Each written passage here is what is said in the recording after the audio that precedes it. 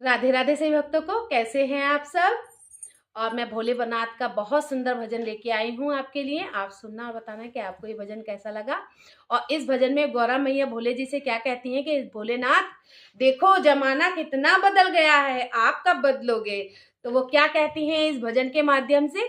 चलिए शुरू करते हैं। भोले बाबा जी को क्या कहती हैं कि सोने का महल बनवा दो हमारे भोले, सोने का महल बनवा दो हमारे भोले, सोने का महल बनवा दो हमारे भोले, सोने का महल बनवा दो हमारे भोले, सोने का महल बनवा दो हमारे भोले।